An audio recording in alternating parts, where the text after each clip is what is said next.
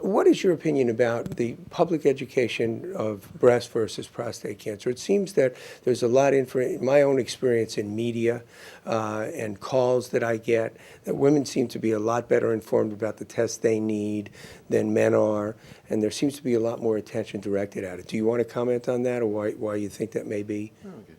Well, one of the issues that's occurred in breast cancer, of course, is the fact that we've had mammography over a very long period of time. So there's been a long experience. Women have become quite aware of and quite familiar with the fact that mammograms are an important way of being able to detect breast cancer.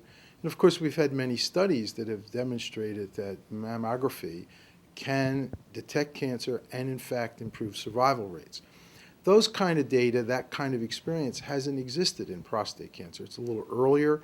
PSA is useful, but we don't have the kind of clinical research around PSA that has proven its effectiveness with regard to outcomes and mortality. We know that it's a very important way of being able to detect prostate cancer. It just doesn't have as much of an experience as we have had in breast cancer with things like mammography. Now, many men in the United States get biopsies as a result of their prostate-specific antigen results.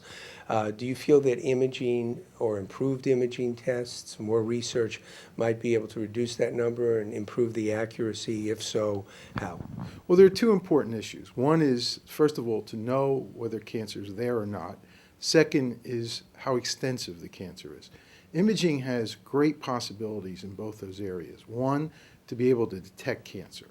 But even more importantly, when a biopsy demonstrates there's cancer present, we still need to know how extensive that cancer is. That's where imaging plays its most important role. We can see the cancer, we can see the extent of the cancer, and based on that, we can begin to make decisions about treatment. Do you think the combination of imaging with PSA can improve that outcome? Well, I think that's one of the important issues we're facing in many tumors, not just prostate. The idea that we will combine strategies for detection as well as prediction of biologic behavior. The ability to see a tumor with an imaging device and to also, for example, look at the blood from the point of view perhaps of protein expression or gene expression, and then put those two pieces together. What we will be able to do is detect and also hopefully be able to predict the behavior of cancers. I'm an active member of Us2 International because I am a prostate cancer warrior. And I asked the question, do you know where the cancer is? And they said, no. But this is the best that we can do, is to try to radiate that area hoping we get it. Well, they didn't get it. The surgeon who removed my prostate gland had no idea where the cancer was in my gland, other than that it was in there, so they removed the whole gland.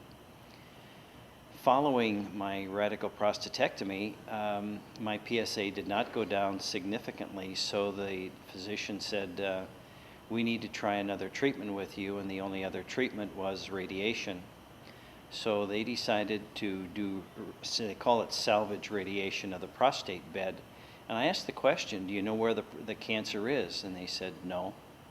And I am here at this conference hoping that we'll see some technology that will pinpoint where the cancer is, and then we can have some targeted or directed therapy to the cancer itself.